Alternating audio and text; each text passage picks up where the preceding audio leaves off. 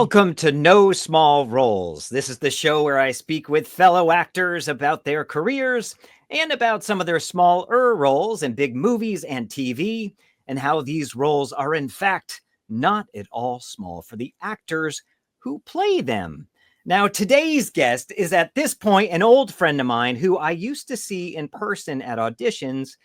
But sadly, since auditions don't happen in person anymore, I only get to see him randomly on trains, which I got to do 2 weeks ago. This is David J. Curtis. Everyone, welcome David J. Curtis to the show. What's up? Thank you for joining me. Thank you so much for having me. I'm so happy. I'm so glad we ran into each other. Yeah. That was a chance meeting, just so bizarre. Yeah, we're just talking about it. It was very out of nowhere and it so got me off guard because I didn't expect to see anyone I know on this train. I was just in my me zone. So thank you for noticing I was there. Yeah. Now, everybody, you may or most likely do know. And do I say the J? I always thought it was just David Curtis, but I see the J is pretty prominent. Is there another SAG member named David Curtis? That's exactly. I'm long-winded, so I refuse to tell long-winded stories tonight. I'm not against there's those. another SAG member named David Curtis. So I asked SAG, and they said for me to write a letter to him. And he's this British actor who's a really good singer. Wait, is he the filmmaker as well? No. I don't think so. I remember that's Richard Curtis. British guy, David Curtis. And I said, hey, I want to use this on my website and And he said, sure, mate, go right ahead. And I did. Okay. So that's how that happened. This is a longer story, but wait, with the J. With the J. Okay. All right. So we don't need to go kill anyone, so you can just be David Curtis. Nope. Don't. We like the J. The J's cool. All right. I figured, Samuel L. Jackson. Oh, that's good. So forth and so on. Oh, I need to do that. No, I just thought of that this week, actually. I was like, oh my God, how many Sam Jacksons are there? That could be the key to my career. I'm going to do it. Wait, should I use, is that your real middle initial, or you're like a J sounds good? No, that's the real middle initial. Ian Q. Lyons. Huh? That's dope. Okay, I'll think about it after. All right, after. So everybody, David J. Curtis from Maiden Heist. Oh my God. Edge of Darkness, How to Make It in America, The Makeover, R.I.P.D., Clear History, Chasing Life, Little Women, Blood and Money, Kevin Can F Himself. What's that stand for? Friend. Kevin can friend himself. That's beautiful. Yeah, really trying to. No, that's really nice. Accepting yourself is number one. Okay, so Kevin can friend himself. Love is the best love. That is true. Don't Look Up, Dexter, The New Blood, Julia, The Holdovers. That's an itty bitty film no one knows of. A Very Vermont Christmas, Walking Dead, Dead City, and I think most importantly, the grilled cheese party. Now that's a party I want to go to. Oh my God. What is that? Oh, it was I played the uncle to one of my good friends, Kevin Peterson, who is Kevin, he's awesome. Yeah, Kevin Peterson. Kevin O. Peterson. Kevin O. Peterson. Right. Oh, I see now. There's something to this now. So I played the uncle to Kevin, and his his campaign, what do you call it? Campaign manager. He decides to run for office because he's tired of, all the stuff that goes on in politics. And it was supposed to be a series. It just didn't lift off. Like a web series kind of thing? It was going to be like a TV series, the Grilled Cheese. Cool. And the name of his party was the Grilled Cheese Party. So, yeah. Well, I think that should be reignited, because that brings me into my very first and very emotional, very deep question. If you've seen an episode of this, you may be prepared for this. But do you prefer grilled cheese with or without tomato? Tomato. With tomato. All right. That's my second with tomato in a row. Always. And tomato soup. Oh, yeah. No, so tomato in the grilled cheese and dunking it in the soup. Oh, it's my like goodness. double tomato. Now, when I make it at home, it's like that. But when I get it ordering out, they usually, just grilled cheese. All right. The way you have it at home is a bit excessive. Yeah. Yeah. I would do that too, though. Though I would have it plain, but I've gone into that before. Yeah. Well, okay. I respect that. With tomato all the time, way to go. Yes. Mm-hmm. Now, I understand that you learned to drive your very first car in Japan, and it was a stick shift. So that proves one thing to me. Yes. Is that you are an intelligent man capable of many, many different things. So why would someone with such ability and prowess be an actor? Why are you an actor? Oh my God. Honestly, I was a musician. Still am a musician. Been a musician since I was a kid, since I was a child. Okay. And I love the act of discovery. Okay. Something is new. That's how I became a multi-instrumentalist. I'm with guitar here and nice. I got my son's stuff is over here. I have my bass here and all right. My keyboard is right in front of me. You can't see it, but it's here. And I don't believe you. Love to discover, just stuff. And that happened at an early age. But the acting thing was something that I discovered as an adult. I was in my 30s and I said, oh, wow. I was leaving a church. Okay. And at one of the desks, they had sign up for the drama ministry. And I was like, oh. The drama ministry? That sounds drama amazing. Ministry. Yeah, I know. Okay. I know. No. So I go, oh, let me check this out because of my curiosity and I was always discovering things. So I auditioned. Yeah. And the director, shout out to Irita Joseph. Irita. She goes, wow, you're really good. And I'm like, yeah, she's just saying this because she just wants people in the church play, Yeah. That's what I was thinking. And then, and it was like there was one play and then there was another. I was like, I really like this. I'm catching on to this stuff, learning all the stage stuff. And then they said, you should go to Boston casting and do this and do that and I was like, okay, cool. One thing led to another. And you're from the Boston area initially? Yes, I'm from the Boston area. I was born in Washington, D.C., but raised in Boston. So it seemed that they recognized immediately when you auditioned for this thing that you had a natural ability. And I didn't believe it for years. Okay. I just thought, oh, I just got lucky, Until I remember one of my friends, Jackie Davis, she said, Dave. I know her. She said, get over it. This is what you do. And, because I was like, I looked up. I got another part. Wow. I thought it was like hitting the lottery. Just pure luck. Yeah. Stupid me. Yeah. But it's like, it took me years to realize I kind of have an idea what's going on or what I'm doing, regardless of what it says under my name. Yeah, I think we all have. It's that imposter syndrome that I know I suffer from all the time. And I'm like, Yeah. So I think, and you're such a humble, warm guy. So I could see you being like, I could see you not saying, I'm an actor, I'm amazing, but you really are an actor and you are amazing. Thank you. Thank you so much. It took me years to realize maybe I am good. But the thing is, as you know, it takes hard work. Oh, for sure. You have to do the work. And a lot of people, I'll say this, a lot of people don't want to do the hard work. True. Do you mean as far as training or no, I'm saying just sticking it out, really. Oh, for sure. Sticking I think doing the work, doing the work. Yeah. I think that's the exciting part of, because I got my SAG card like in 99 a while ago, but I took some time off, a while off in between. Yeah. So get back into when I was like 40. But I think a lot of people that started earlier and stayed in it, they fizzled out. They got burnt out on it, frustrated. It messes with your head. Yes. So I think we get in there with fresh brains and we feel excited about it still. Yes. Yeah. One of my good friends and my writing partner, Sean Fitzgibbon, who's an amazing I know him actor. too. He's so good. He's really, really, really good. I mean, can you ask him if he'll do my show someday? Yeah, sure. Sean, I would love him to. Do Sean, Ian's show.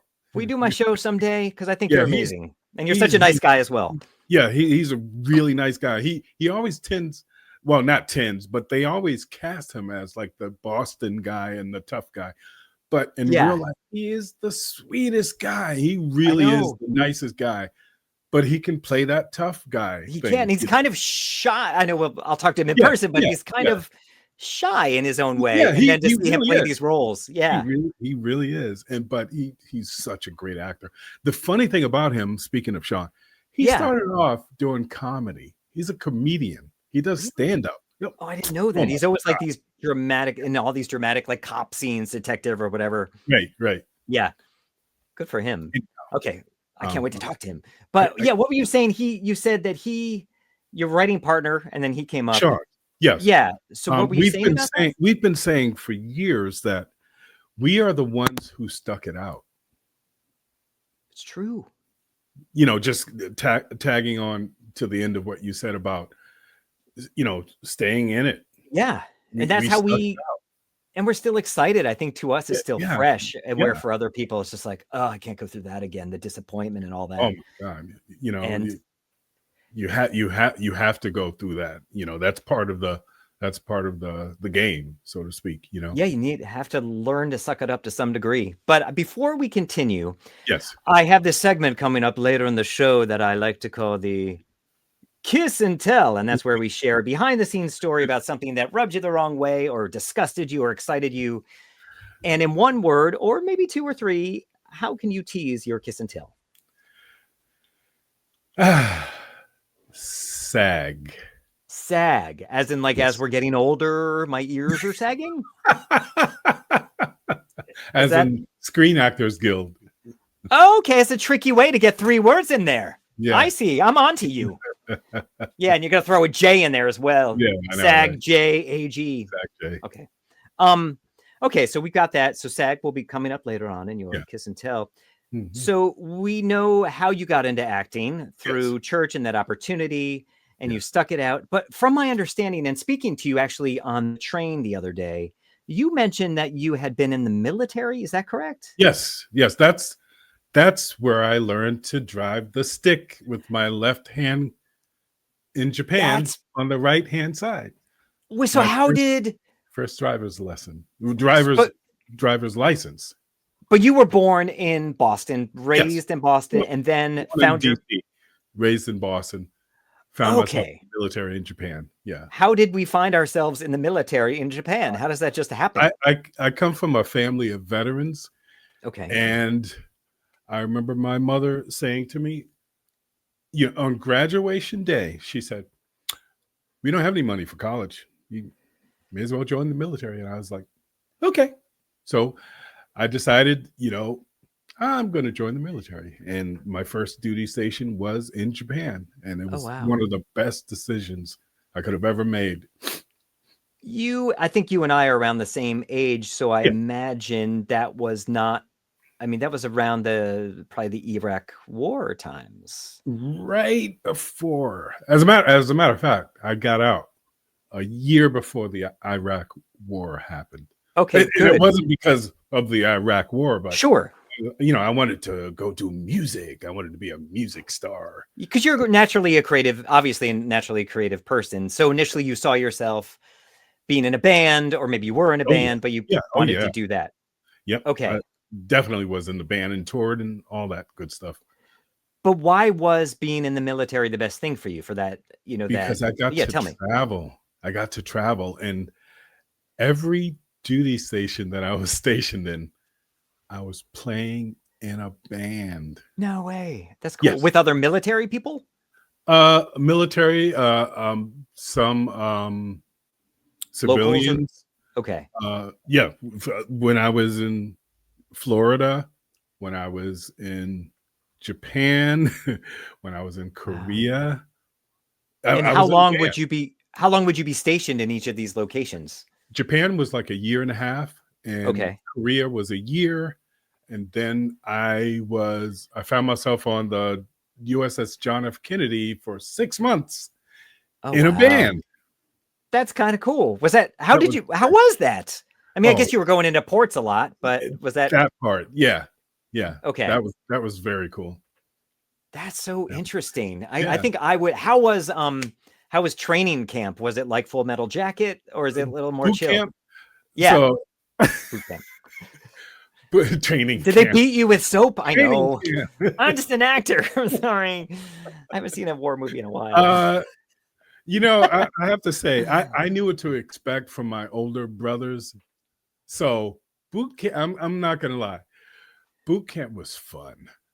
Did you beat people with soap in a sock? No, okay. They didn't. That's just the didn't movies.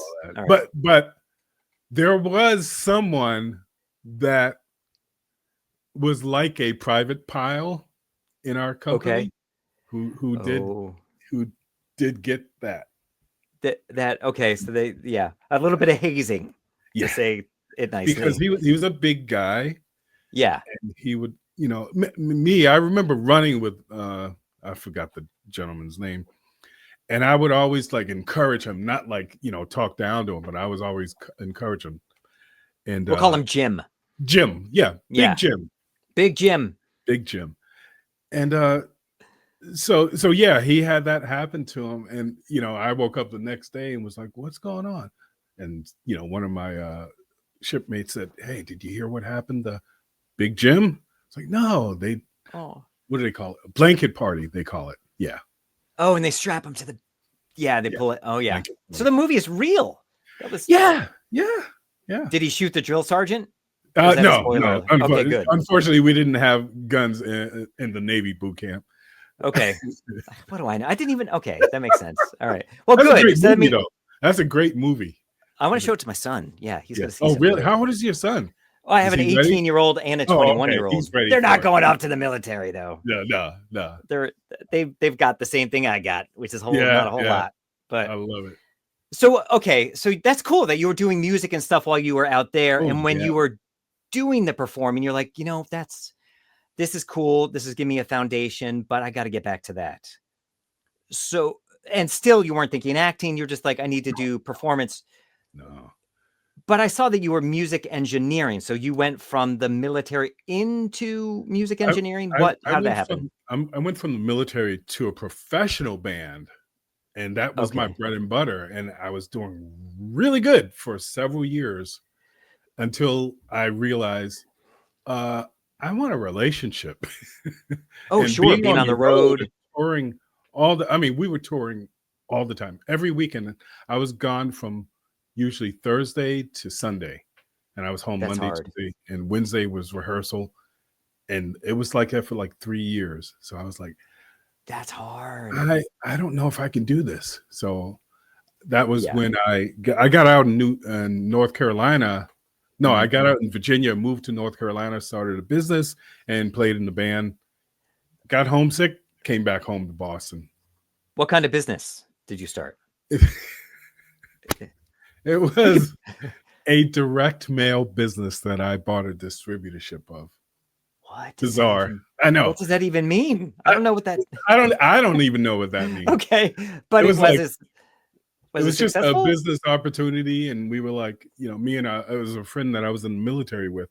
We bought a direct mail business, and we were thinking like 20-year-olds think, oh, we could do this. And let's do it. I was like 25 or something like that. I wish I had that in my youth. People always say that when they come to the show, you know, that fearless youth thing. I was even more scared back then. I'm like, I can't do anything. Yeah. So I applaud you, younger people. It was a great learning experience. I'd have to say.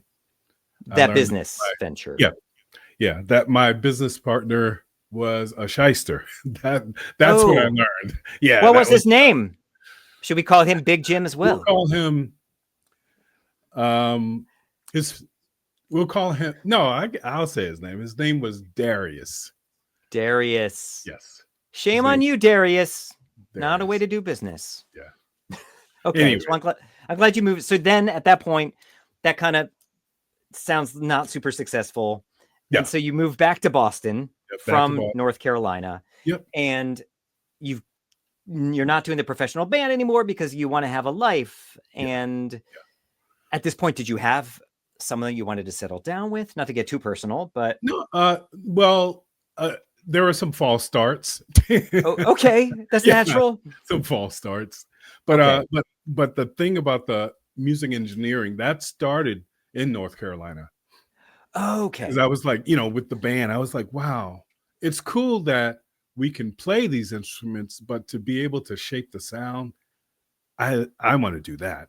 So I went to school at Northeast Broadcasting for music engineering and production, and learned everything I could learn for sound engineering. And I started doing live sound and started doing, engineering and, making music and making, just producing and engineering. People's CDs or whatever. If there's someone's recording a CD, you could help with that kind of thing. Absolutely. Yeah, I can make a song from beginning to end to mix. So you could do someone's soundtrack. Do you do soundtracks for movies and stuff? Even your own, which we'll talk about. Funny that you said that, because the short film that we did, Love of a Lifetime, which I wrote and directed and starred in, being shown at the Roxbury Film Festival on June 20th.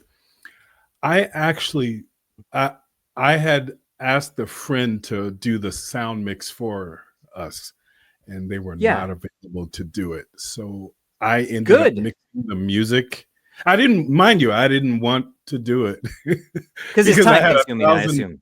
Oh yeah. I had 1,000 other things to do, but I ended up mixing music and the sound mix for the film in the movie.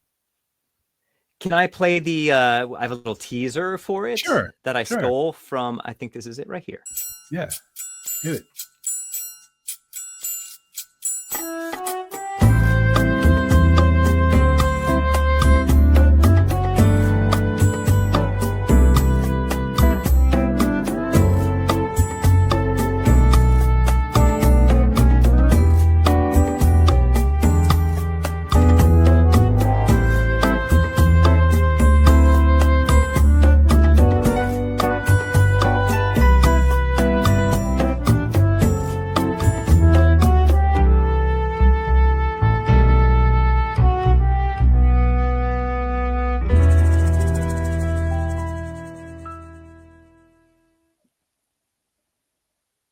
That looks really, really lovely. I want to see that. I don't know if I'll be up in rock for that festival, but what is this project? Let's just talk about it. Oh my goodness. So it's yours, obviously. But... Yeah. It started off as a comedy. Okay. And I asked a friend of mine who had been editing some music videos that I had directed, and I said, her name is Kat Snaps by Kat. I can't pronounce her last name. It's a Nigerian last name. Kat Oturichetti, something like that. Okay. And I said, what kind of a movie would you like to see, Kat? And she said, I would love to see a movie that portrays a love between a black man and a black woman. I was like, hold my beer.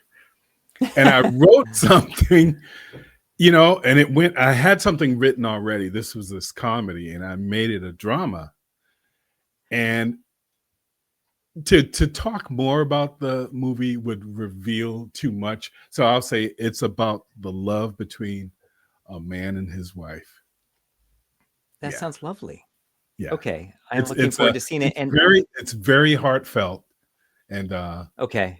A little, how can I say?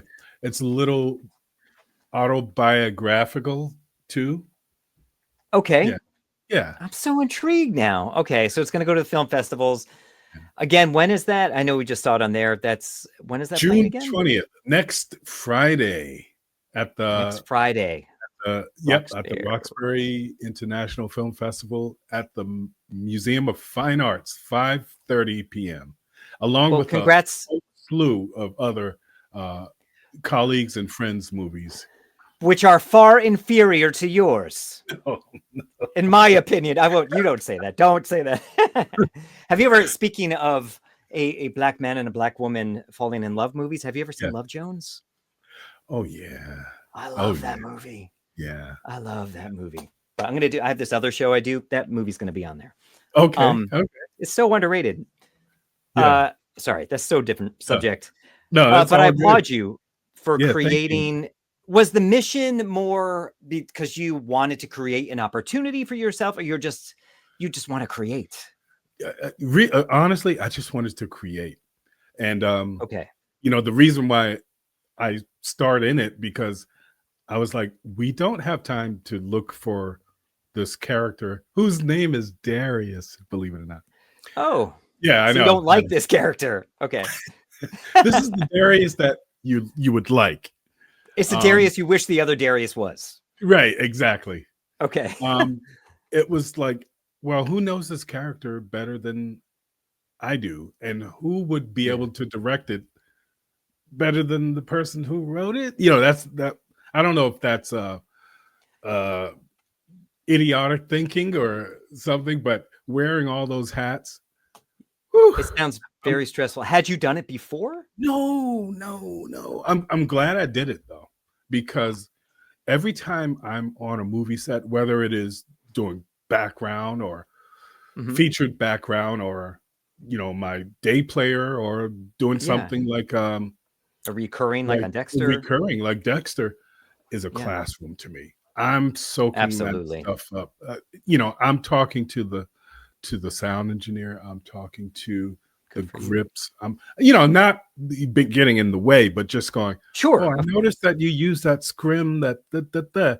Oh, what kind of what are you shooting on? Oh, really? That's a Ari Alexa. Okay, you know, I'm constantly learning and taking mental notes.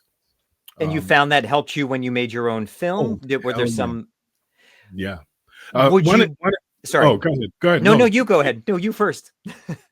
One of the reasons why I felt that I could direct was I was doing background on Shutter Island, and this was the scene that Leonardo DiCaprio, he was having a dream in one of the cots during a rainstorm. Okay. And during that scene, we were just doing, what do they call it when background are they're going in circles around the camera, and I don't know. I forget, there's a term for it. Dizzy? Yeah, dizzy. That's it. Getting dizzy. Okay. And the AD was saying, okay, now go here, now come back, now go here, come back. He goes, all right, now hold right here. And I held, like, it must have been 5 feet behind Mr. Scorsese. Okay. And he said, all right, cut. And he goes, okay, Leo.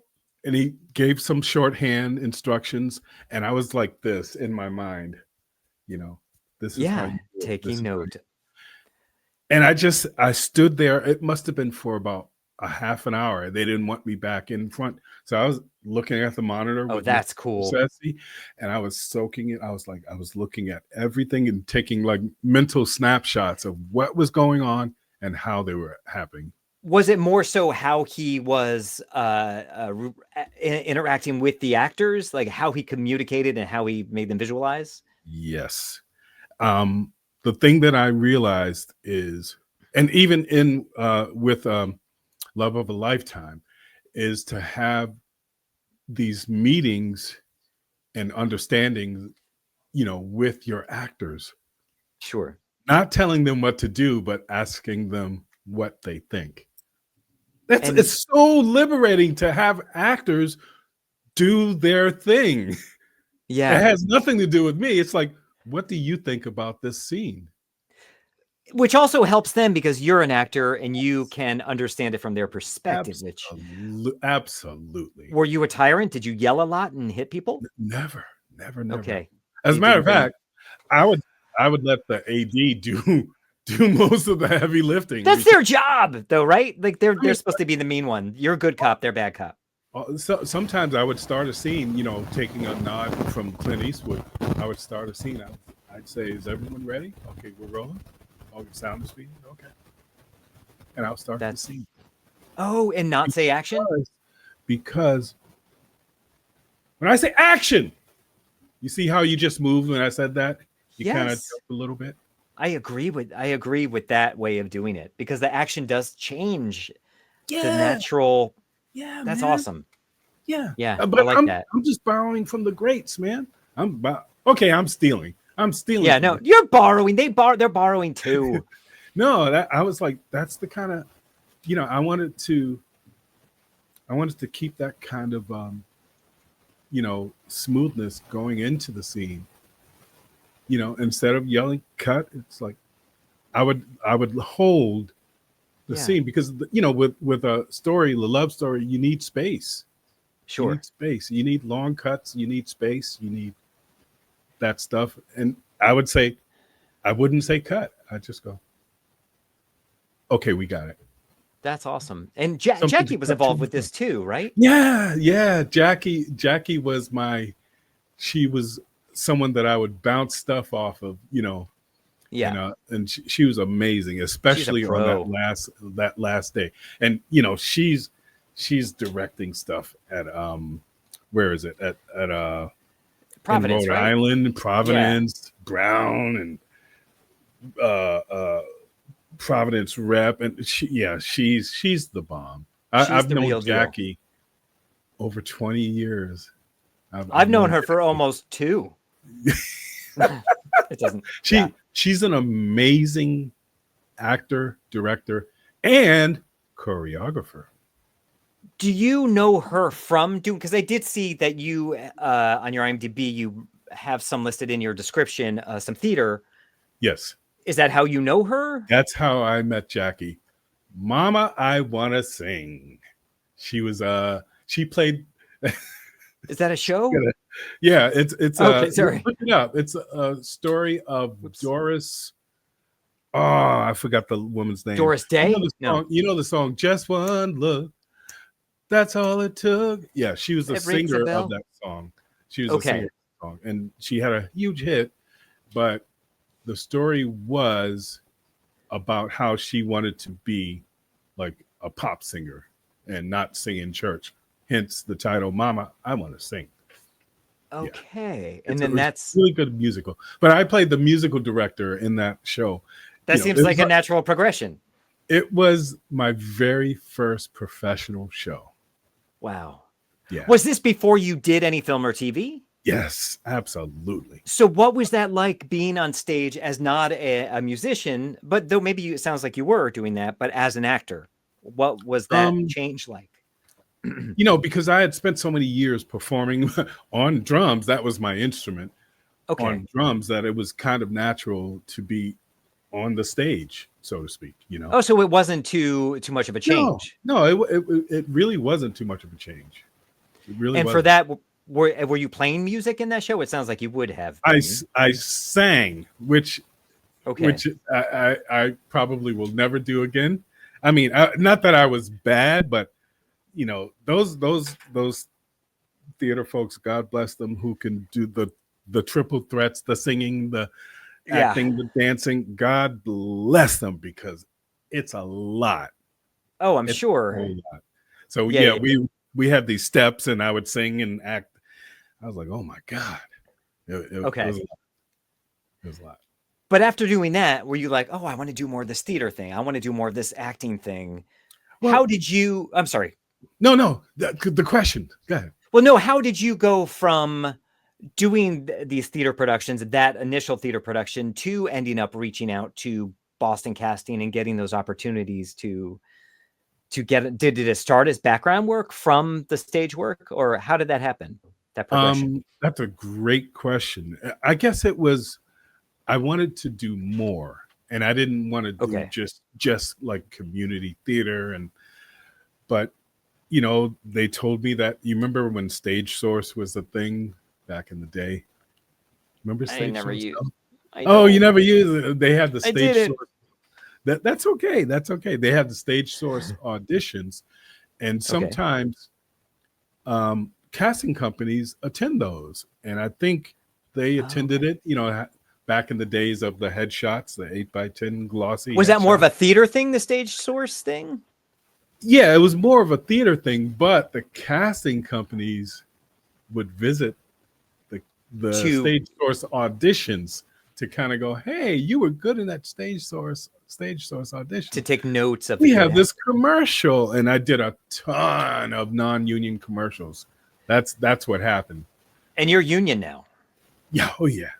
So was that?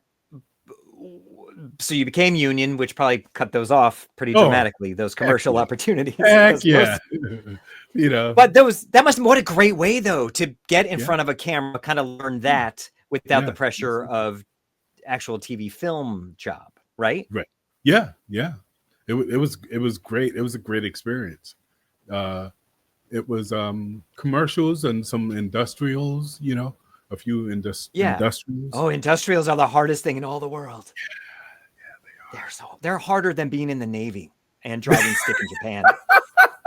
I bet they are, right? Maybe not. Okay, don't even answer that. And don't listen to the wimpy guy who never did military service. And thank you for your service, by the way. I didn't say that. No, thank you. Thank you. For being wimpy? For me, you mean? Okay. Being smart? I chose to be an actor. Clearly not smart. Yeah. Wait, where were we? Yeah. So you learned the ropes on. So when you're doing commercials and stuff. Yeah. And industrials, which again, this is where we were, which are the hardest things in all the world. Did you think, oh, I prefer the theater thing, or you're like, oh, I kind of like this camera thing? Well, I was kind of doing both, but I did 2 equity. I became equity too. Okay. I became equity around the same time that I became union, and I was like, yeah, I finally made it. And then I saw that neat area. That is a big deal. Contract and the pay, and I was like, oh. Oh, you mean the contract of the theater? This is not Broadway. This is the New England area theater contract. Which don't pay a whole lot. Yeah, I was like, whoa. And there's a time commitment too, and a lot of work that goes into that. That part. And I was like, ooh. So I think I did 2, maybe 3 theater productions under a neat contract. Then I was like, I think I'm done with theater, and I want to do more film, TV, stuff. And so that's when I got an agent. That's when I got an agent. Yeah. Did you find that difficult? Because a lot of people don't know, how do you get an agent? And I know Boston is weird that way, but you got a Boston agent? Is that what you? Yes. Boston agent. Did you find that difficult? How did you do that? Someone had recommended this agent. This was Maggie Inc. back in the day, Newberry Street. Mm-hmm. Yeah. Maggie herself signed me. Oh, cool. Yeah. Okay. Yeah, I got to meet her. I was there after. Oh yeah. Maggie was I thought she was like not real. She's the person. She really is that person, like the Jewish auntie. She said, just tell everyone I'm your Jewish auntie, with her cigarettes. I swear to God, she's that person. I was like, she passed away, right? I think. She passed away, unfortunately, a few years ago. But she was that person. She was absolutely that person. I was like, oh my God, is this really happening? And she saw my headshots. I met with her, and she's like, so here's the deal. We're gonna try to get you in. The cigarettes. She was that lady. She really was the real deal. Yeah, she was the real deal. If your headshots looked anything like they do now, because the shots that I've seen more recently, you just exude this warmness and this kindness. I think your personality truly comes through in these shots that you share. So I imagine if you were always doing that, then it was pretty easy to sign you up for the agency. So good shots matter. Oh, thank you. Those shots, except for the one that I'm in the chair, were taken during COVID. I took them myself. Oh, really? They're good, and they're you. They're so you. I took them myself in my backyard. I just set up my camera, and I said, I set up a reflector, and I said, I had the remote in my hand. That's a lot cheaper. And that's another, I liked photography too. So I was like, I didn't have the money to pay a photographer during COVID. So of course. And you couldn't be near anyone to take photos of you during COVID. So yeah, exactly. So that's why. So after you join her, though, did you find that opportunities started to roll in? Did you find that casting was reaching out to you directly? Which, for those not in the Boston market, Boston is weird that way. Casting reaches out to you directly. Does not happen anywhere else. But did you find that casting was reaching out to you directly, or were you getting opportunities through Maggie? It was more through Maggie. They would tell me of an audition, and I would go and, headshot, resume, and either it was a callback or I booked it, and it was, things were cool, but it was mostly for print with Maggie. Okay. There wasn't at the time a lot for like film and TV. And then after several years, my writing partner, my good friend Sean Fitzgibbon, he was the one who said, "Hey man, I just got signed by Andrew Wilson." I was like, "Who's that? What's an Andrew Wilson?" Me too. Yeah. Andrew Wilson's a good guy. Yeah. Yeah, that's my dog. That's my mate. Yeah. That's my mate, Andrew. That's good. Yes, he's very nice. And he's going to say that's a terrible accent. And I was like, yeah, let me check him out. I sent him my stuff, and I had to go and meet with what's his name at Maggie now? Casey. I actually sat and met with him and said, "Sorry, Casey, it's not working out. It's not you, it's me." I'm sure he's used. Yeah, they're used to that. They don't really care, I don't think. And honestly, I didn't want to, and I was doing like modeling. Go figure. I was like, well, that was one of the reasons I left them as well, because they were sending me out for like modeling opportunities. I would arrive at these auditions and everyone was in their 20s and beautiful and muscular. And I'm like, wimpy me, who's like 10 years older than all of them, 15 years older. Right. I'm like, why am I here? This is a waste of everyone's time. Yeah. And then I'm like, I want to reach into the New York market. I'm like, how do I want to start doing it. And he said to me, he's like, you know what? That doesn't work out for anyone. I've had a few people try that. It never works out. I went ahead and did it and it worked out. So I was like, I'm not staying there. Yeah. So all due respect. Right. They're good with the beautiful model people. Yeah.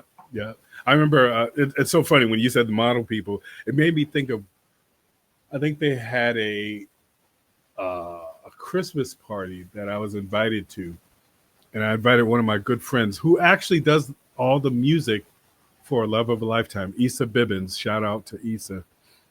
Oh, so someone else did the music and you mixed it. I'm sorry, I'm all over the place. No, that's fine. That's fine. I actually play percussion on all the songs in Love of a Lifetime. Okay, so you're still doing your thing. Oh yeah. You'll sneak that in. All original music except for Autumn Leaves. All the rest are original songs that we. And in that in the trailer, is that original music? That was Autumn Leaves. It's a jazz standard that we redid. Okay, good. So I won't get a copyright hit when I put it on YouTube. We'll see. No, we'll see. We'll see. Okay, so you were talking about the modelly people and this friend of yours. So we went to this Christmas party with Issa, and I got there, and I'm 6'3". And I was like this to the men and women. Hey, how you doing? Nice to meet you. Right? I mean, everyone was like, I was like, that's how I felt at every audition. I'm like, hi. And I'm 46 years older than you. Right. It was just bizarre. But that's great, though. I'm glad they have a place to go to that gets them opportunities and that he can make some money from his talent. I wasn't trying to be a model, man. Oh, I wanted to act. And again, Boston's weird. Like, you don't necessarily, for anyone who's watching this from the Boston market, you don't, and all due respect to our agents, you don't necessarily need an agent. Just make sure casting knows you. And just, stay on the radar. That's the important part. Stay on the radar. Agents are good to remind them you exist if you're not able to get on their radar. But other than that, you can do it on your own in Boston. Yeah. So film and TV opportunities start rolling in. When do you go from, what is your first non-industrial, non-commercial that you booked that you're like, oh man, this is like some serious business? What is that? I have to think about it. No pressure. I do remember. That's right. I had 3 agents. One was another agent was Excel Model and Talent. Oh, I don't know if I know them. Yeah. Okay. Back in the 30s. Back in when I was a gumshoe back in the day. Just before talkies. Before talkies. When the dames had gams. Miss them gams. We're gonna get in trouble for this. Wait a minute. So you had another agent before Maggie. Sorry, that was funny. Was funny. No, that was good. That was funny. So Excel Talent, yeah. Model and Talent. They actually sent me to New York to work on a TV show. And it was legit. Okay. I was like, oh my God. I guess what was it? What was the show? Do you remember? It was How to Make It in America. Oh, I think, I have that. That's right. Yeah. How to Make It in America. I was just a driver, and all I did was drive by the guys. He had the sign with oh my God, what's his name? I can't think of his name right now. Christopher Walken. Yeah, what Christopher Walken was his. No, it wasn't Christopher Walken. But that was good. That was good. Thank you very much. It was. It'll come to me later. But anyways, I was just driving by, and I see there a sign that they were putting up, and I go, "Hey!" And I'd shout something. I did that pass about 4 times. Then I signed some paperwork, and I got back on the train or plane or whatever it was I was on, and went back home. Yeah. Came back to Boston. Just day player. Like, man, they paid me pretty well to say, hey, hey, what's up? So I was like, that's when I realized, I was like, I think I've made it. This is what it is. Yeah, baby. This is the beginning. Crickets. But that's great. That is great. Like, I would still, I'm always excited no matter what the size of the role is. I'm like, I'm making money doing this thing. I'm making money saying, hey, how? Right. Exactly. Yeah. Exactly. You know, like people have to work a whole week to make as much money as we would make to say, hey, and all due respect to those people working very hard, including my wife. I love you, honey. Yeah. So have you worked on, I think you have on your IMDb, you've done some series stuff, right? You mean like series? I've done some recurring, but I've not been a series regular. Oh, okay. I've done recurring roles like you on Dexter, but I didn't do that on Dexter. Yeah. That was, I'll just say, I owed some taxes because of when I was married before. Yeah. And I owed some taxes. And let's just say that Dexter that year, it completely put me on par with everything. It evened out everything. I was so very happy. You deserve that. You've worked so hard. You're so good. You've made an impact in the business where everyone knows you're a good guy. You're reliable and talented to boot. How many episodes of that did you do? I did 5, but I'm only listed as doing 4 because in the 5th episode, I'm dressed as a fireman and you can't really see me. Do you get residuals for that 5th episode? No, I don't. I know. I've been told that I should. Yes, you should. I should. Right now. Well, it's a little late. Tomorrow morning. He should get paid, everyone, for that. He should be paid the same rate and get his residuals. Make sure you do. But I'm going to play a quick clip from Dexter. Here you are in Dexter. If I can find it. I think this is. Wait. Oh, here it is. You got my stuff. There you go.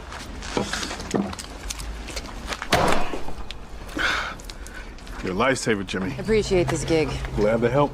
It gets to me every time. Yeah, looks like the shooter didn't know what he was doing or was a piss poor shot.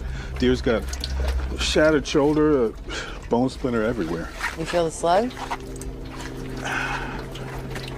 Yeah.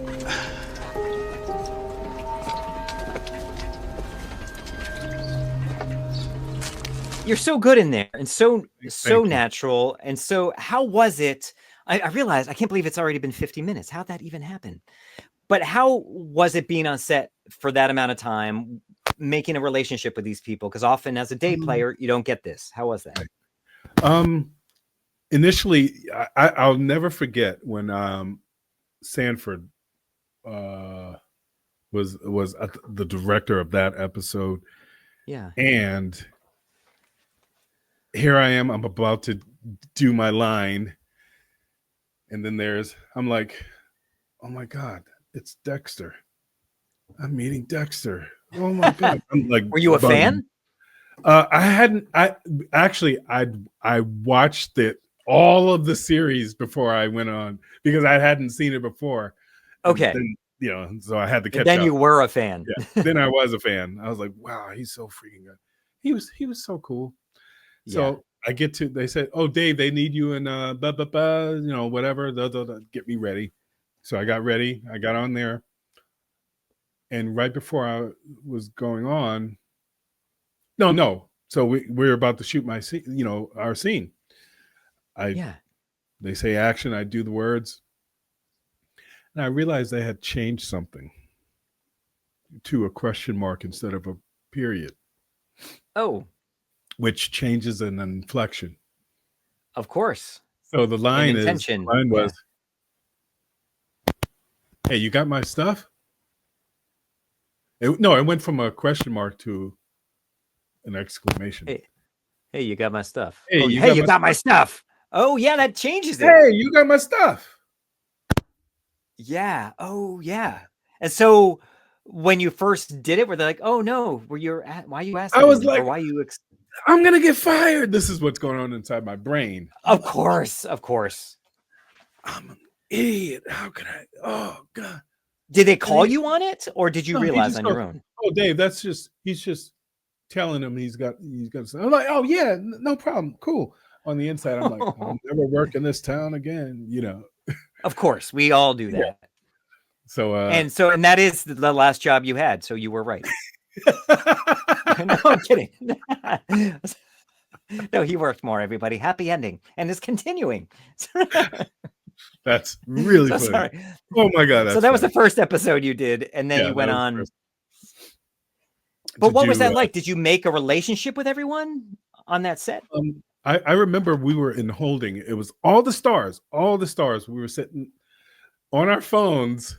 Everyone was on their phone. Jill, Michael, and there were some other folks in the. Yeah. And I looked around.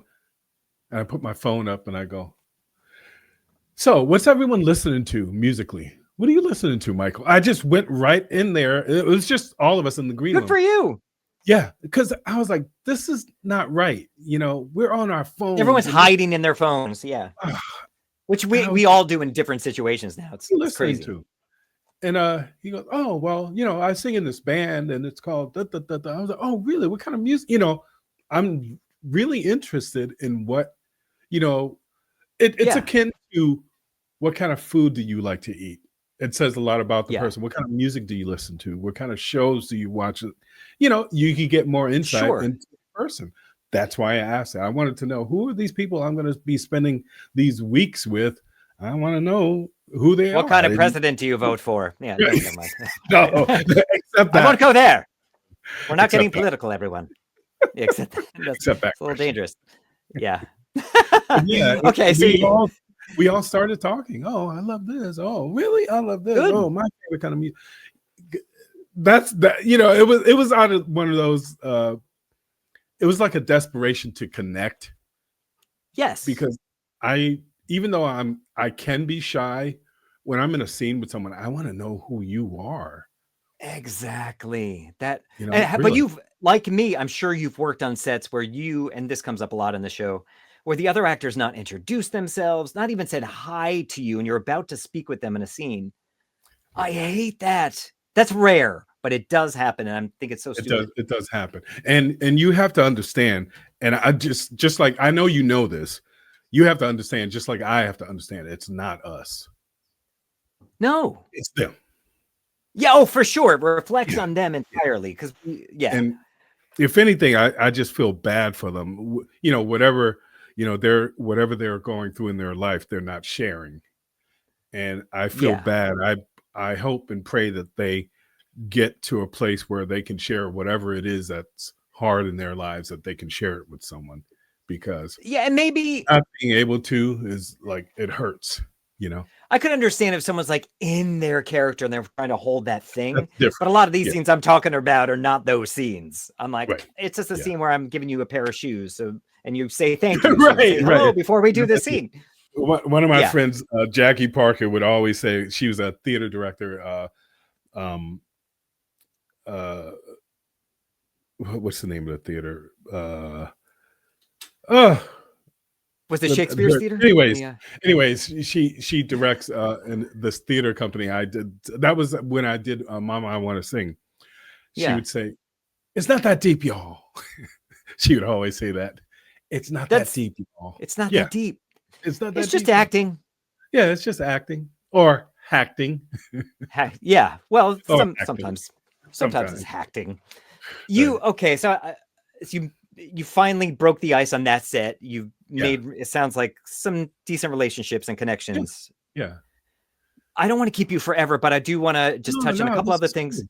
Yeah. So you went on, you've been in Julia, which that is like the best set I've ever been on. Yeah, that was very, very cool.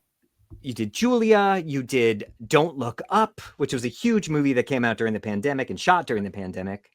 Mm-hmm. You did Kevin Can Friend Himself, which we talked about earlier. Any clips, if you had to choose a clip from one of the productions I just mentioned, which one would you choose? Probably the Dexter one. But one that I haven't played. I just that you haven't. I'm sorry, I did not preface it with that. But Julia or the Kevin one. Kevin Can Friend Himself. Yeah, Kevin Can Friend Himself, because Let's it was tell me. No, tell me. Or should I play it first? Yeah, play it first. Go ahead. All right, I'm gonna play it right now. Damn right. We need someone who tells it like it is. And I got your next one. Well, all right then. I accept. I can taste it again. And you were being a friend to Kevin as well. Yeah. What was that? Was that because that's a wacky show? I think it's since been canceled, but it was. I forgot the star's name. Oh God, that's I don't terrible. know. But everyone, you can IMDb it, people. He was cool. He was cool, and most of the people in that scene, they were mostly like local Boston background, background actors, and they were like, they were just so kind and so cool. Lori Bono, she's the woman to my right there. I got to meet some of the people, and I bet they were thrilled for you too, as a local. Yeah. They really were thrilled, and I once again I look at it as, wow, I got lucky again. I can't believe I got this role, a day player role. How lucky can you be? There is an element of luck too, because there's a bazillion actors out there, but obviously you're fortunate to have the talent, you work hard, and that little dust of luck that plays its part. It really is. I really think it's a lot of luck, because I have some colleagues and friends, it seems like they get everything. Naheem Garcia. He's great. You're great too. Naheem's like a really, really, really good friend of mine, but good. He's so good, and I can't wait to. It's that voice of his. Yeah, I can't wait to work with him on something. I can't wait to direct him in something that I've been wanting to direct him in something, but it's got to be it's got to be the right thing, whatever it is. It's got to be the right thing. You've worked in the indie world as well, and I was thinking, because I'm sure if you made something that he would be more than happy to, and if you're going to make something where a balding white guy dies, I would like to be him. Done. So please think of Done. me. So just so you know, yeah, Sean Fitzgibbon and I, we've written 1, 2, 3. We have 5 things that we've written. What? And we write a lot of stuff. We Good we for you write guys. constantly. Yeah. And we're going to be writing a comedy. So if you need anyone to be in your cast. Yeah. And I don't necessarily have to die, but I want to die in something, people. Ian wants to die. That sounds like a great stage play. It sounds like Kevin can friend himself. Yeah, like Kevin can friend himself. Ian wants to unalive. So do you, God, I can't believe I've kept you this long already, but do you want to, this has been fun. All of these opportunities, the bigger studio ones and stuff, I think for both of us, for all actors, it is pretty sparse out there right now, post-strike, post-pandemic. Right. Do you find that the indie stuff is fulfilling for you now as the other opportunities are not so prevalent? You know, the thing that I have to say is the talk show that Sean Fitzgibbon and I have always wanted to do. The talk show would be called Don't Quit Your Day Job. And you have a day job. Yes. That's what I saw you doing on the train. Yes. And you said that's in regards to the military work, correct? Yes, I'm a veteran and I find housing for veterans. That's what I amazing. do for work. That's what I do for work. And that's what a great job. Thank you. But I've been able to, whenever I book something, I just tell my boss, hey, I need this day, and this day off. And the days might switch. So I just want to let you know. And Be flexible. I've had the opportunity to do that for the last 10 years. So that's amazing. That's great that you have that flexibility. I'm sure it's because they know they can rely on you at all other times. So they're like, we'll give him some space so he doesn't leave us. Right. So coming up through the business, as you've built your foundation, I know you're wide open for other opportunities that come your way, especially porn, but especially seeking porn. Sorry, everyone. And nothing against those who do porn. I respect it. Is it union, though? I don't know if it's union. Yeah. Oh, is your dad there? Sorry. Wait, your dad does porn? No. Okay. Let's move on. Coming up in the business is... No porn intended. I mean, no pun intended. Do you have any advice for someone coming up in the business or something you wish you had known as you were starting or getting in the business? First things first. Make all the mistakes now. Jump off the ledge. Do it now. Be dumb about it. Make all the mistakes. Expect to make the mistakes. It's better to. It's so funny. I was just celebrating my nephew just coming back from boot camp over Memorial Day, and I was giving him the same advice. He was trying to figure out what to do in the military, and I was like, "Do whatever you want to do. Make the mistakes. Expect to make the mistakes." Because when you're young, you can recover a lot easier. You can't recover when you're in your 50s and 60s as easier as you can when you're in your 20s. Do it. And also in this business, when you're younger too, in this business, they are more flexible to take flaws or some flawed skills in the younger people than they are for us, who they would expect rock everything we do. Yes. So there's a little more flexibility when you're younger. Yes, so that's great advice. From you. Do you have any? Sorry. No. I was just saying, whatever it is, do it. You were going to say. Oh no, I was just going to ask you. Do you have any routine or some hocus pocus, something you do to get in the zone when you're about to go onto set or do a role? You know what I do now, and I kind of learned it from an ex-girlfriend of mine Yeah. is one is yoga and the other is breathing. Breathing. I used to think that yoga and breathing were Yeah. Until I got older and I was like, oh, sugar honey iced tea. This actually works. I don't think I could bend like that. The breathing, though, I can do. Or was that breeding? You said yoga and breeding? Breathing. Okay, so okay. All right. So no, that's good. Good advice. Now we're going to come back before I make you stay for the next 3 decades. It's all good, man. Your kiss and tell, you mentioned the one word disguised. Actually, it's 3 words disguised as one. SAG. Now, why did you say SAG? How much time do we have? As long as you need. As long as you need. There's no I'll try time to be as succinct. I can be long-winded, but I'll try to be as succinct and to the point as possible. Whatever's more fun for the audience, you go for it. I'll be here drinking water. How I got my SAG card. The Maiden Heist, how I got my SAG card. What happened was director Peter Hewitt. This was a movie with Christopher Walken, William H. Macy, and Morgan Freeman. Naheem Garcia is in it. I auditioned for that role. That's why I keep saying Naheem gets everything. No, that's all good. He's a good bastard. Anyhow, Peter Hewitt. I was the security guard that walks around whistling. Couple of cool things happened.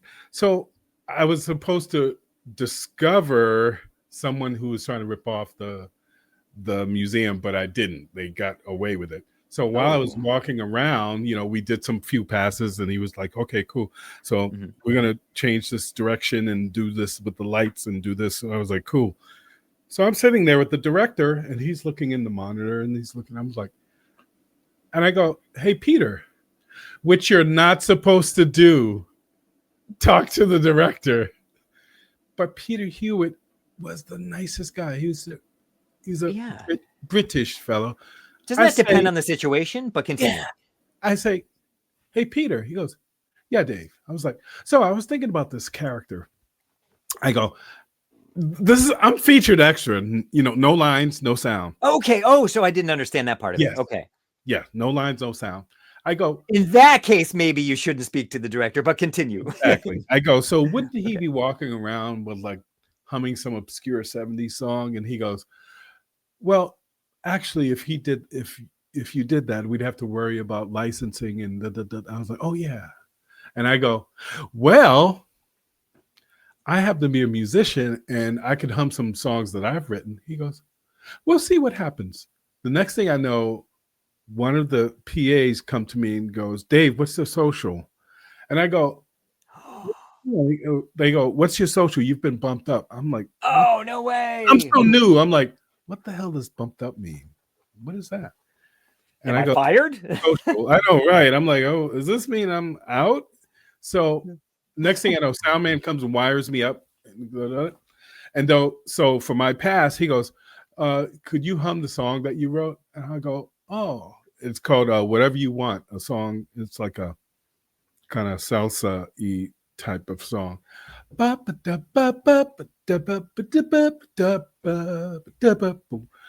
So I got my SAG card humming a song that I wrote in Maiden Heist. That is the coolest. And don't listen to what I said earlier as featured background. If you see the opportunity, do what David J. Curtis did. That's amazing. I found out later because Peter Hewitt's such a nice guy. Yeah. He was like, okay. So the kiss and tell part. There's another part to this. Oh, okay. That part's amazing. Okay. One of the producers, he was shorter than I, so I was looking at him like this. Okay. He goes, you just got bumped up? I was like, yeah. He goes, oh, yeah. And he was like swearing at me. He goes, you're effing lucky. He goes, I wouldn't have done it. You're effing lucky. Goes, what a jerk. Yeah. And that didn't change anything, though. No. Good. The fact that he said that, and that's crappy. I knew well enough to just, good. And just go. And then you punched him in the face. I wanted to. I wanted to. Oh, that's kind of crappy because you have this moment. You're like, oh my God, I did this thing. I had a good idea. He liked it. And then they want to just take you down. It was so uncalled for. You was such a big win, and they wanted to make you feel crappy about it. Yeah, the producer on that. What we can look them up. IMDb them, people. That movie didn't do very well anyway because of that guy. It was such a shame about what happened to that. What a cast too. Like you said, Naheem is it's a funny movie. It's a funny movie. Yeah, I've seen Naheem's clips because I've spoken with him and helped him with his reel. But well, I'm sorry that didn't go far, but yay for getting the SAG card because you felt comfortable to speak up. That's an awesome story. Yeah. Do you have, now this might be it, but I usually ask people, what is your most cherished moment on a set? So maybe that was it, or do you have another one? Ooh, that's a good question that I'll have to think about now. We can go to the next part and you can think about that one while you talk about the next one. Which, we'll go to the next part. Yeah. The next part, and this might be equally difficult, and then you can think about the first one and this one at the same time and come up with an answer to one of them first. But do you have a dream role or a dream actor you love to work with, or dream director? Or just a dream something in this business that you would love to happen? The dream? Yeah. The dream could be something specific or grand. For someone, I don't want to let the cat out of the bag yet. Let the cat, my cat's right here. They want to see another cat. Come on. Is to get funding to do a TV series. That's the dream. As a producer director? Producer director. Yeah. Okay. That's people listen. That's the dream. That's the dream. David J. Curtis has the talent and the motivation and the experience to, if you just give him a little bit of money, he's going to make it happen. So not even, I don't even want 10 million. I'll take 9,999,000. I don't even want 2 million, you know? I'm willing to take it as well, and I won't waste it on making movies. I'll just spend it on my family. So you have a choice. David J. Curtis is going to waste it on a movie, or me. Think about it. I have to say, in the indie world, you learn how to stretch a dollar. That's the one thing that I did learn how to do. How can we stretch this dollar? That's amazing you did that. That is really awesome. Because I went to film school. I've always wanted to make something. I've always been a scaredy cat, and I have not done it. I know. Ian, shame on you. I know. Shame on you. Make something. I'm gonna. I will. I have to be. Okay. I have plenty of years left. At least 10. 4. Who knows? It could die. I don't know about you, but I've had a health scare in the last couple of years. So I had heart surgery twice. Yeah, I know. Yeah, but I feel good. Yeah. And you're good now? You're all healthy? Oh, I'm good. I'm good, man. Okay, good. You know, is there anything motivating factors, you know? Oh no, of course. You got to live it while you got it. And life's short. Enjoy it. Be good to others. Hopefully others are good to you and you live as long as possible. And did you think about a most cherished moment? Though I think you kind of shared one, unless you have another one. On a movie? Oh, yeah. My God. What? On Dexter. What is it? So. Yeah. I met someone 30 years ago. Okay. In a studio, helped them record a demo. Okay. And they went off to go sign with a group for Motown, and it was Monique Peoples. She was the hairdresser on Dexter. No way. I knew her 30 years ago when she was signed to Motown. Oh wow. The group Shades. That's awesome. I walk onto the hair truck. You remember it's COVID. And no offense. Why did you walk onto the hair truck? Because they had to see. I okay. know. I have my mask on. She has her mask on. There's music playing.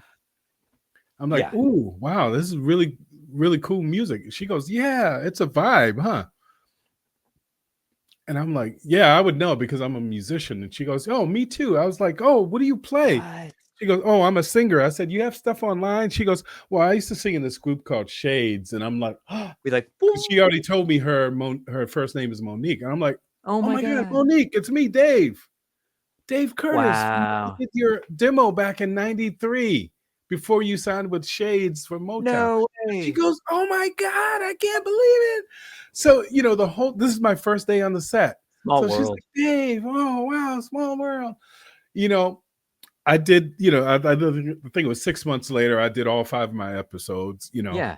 and then I leave her a thank you card to each department, the Oh, that's so good of all you. the departments who I had contact with, the Sure. wardrobe, makeup, the That's hair, so good. the lights, the sound. I just left it a card say, "Thank you for your team and for treating me so well." And because I really felt, they treated me well.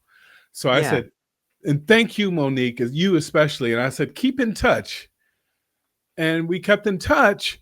And then I said, "Hey, let's get together, like have dinner and just, I want to see what's been going on the last Yeah. 30 years of your life and whatever." And the non-date turned into a date. Oh, no So we've been way. dating ever since. So is that the kid I met in a train? Yes, that's her son. Oh, that is so awesome. That's a Yeah. beautiful story. Yeah. If that whole acting thing doesn't work out, which it definitely will continue to, you got the most important thing out of that. That's beautiful. That's a great story. Yeah. So, thank you. That's a nice way to wrap it up. Is there Yeah. anything you want to share? I believe, again, when's your film screening? And tell people. June 20th, Friday, 5:30 at the Roxbury International Film Festival. Our film, Love of a Lifetime, among a lot of other films. Again, it's far superior to the other ones. No, it isn't. Ian says. Sorry, other people that are probably At know. At 5:30 at the Museum of Fine Arts. Get your tickets. Go online. Roxbury International Film Festival. Get them now, people. Get them while they're very hot. cool. I can't wait to see it myself. Yeah, I think you will love it. I really think that it will connect with a lot of people. I really think that. Do you have a secret link? Do you have a secret link you share with friends? I can find one. Okay, I'd like to see it. I can find one. Without having to drive out there. Okay, we'll talk. Sure. Don't listen to that part, people. We'll talk. I believe you also have a film. There's a pretty big film that's coming out next week or the week after called Sorry Baby. Is that correct? Oh my God. How can I forget about that? Yeah, you forgot about it. Ava Victor. Oh. And you play a judge. Is that correct? I play a judge. I think I saw part of your scene. Interesting thing about Ava Victor. Yeah. Monique and I, we worked on that film together. Oh, again, that's cool. Again, she did Ava's hair. Oh, wow. Ava Victor's hair. And she came over to Monique's hotel while I was visiting her, and she asked her, "Can you cut my hair?" I was like, Monique was like, "Yeah." And she goes, "Oh, Monique, you have any tea?" So I made Ava Victor a tea, and she prefers sugar, not honey. Oh, that's good to know, because I was going to make her one. She is the sweetest person. She really is. And that movie, that last, I don't know if you've seen it. Have you seen it? I haven't. Because it's not officially released yet, as far as I understand. Yeah. Oh my God. It's getting great reviews. I've seen it twice. And that last friggin' scene. It's really funny. No. That was clown makeup? No. Heart touching. Yeah. Clown makeup. Cloud makeup. Cloud. Everyone check out David J. Curtis in Sorry Baby, which I believe opens next week or the week after in indie cinemas around the world or the States. And I'm sure it'll be online soon on one of the platforms. But very cool to have you. Thank you for doing this. Thank you so much. I'm so glad that I bumped into you. Me too. On the Acela train heading to DC. I know that made both of our jobs worth it. Yeah. No, really did. Awesome. Thank you. Great to see you in person because it's been years because of the pandemic and all that. So thank you for your time. Everyone, like, share, stalk David J. Curtis. Go see his indie short, which is called again? Love of a Lifetime. And look out for Sorry Baby. And he'll certainly be in many, many, many more things to come. I surely hope so. But even if he isn't, he's got the love of his life. Yes. So thank you. Stand by for a second. Goodbye, everyone else. Thank you, David J. Curtis. Thank you.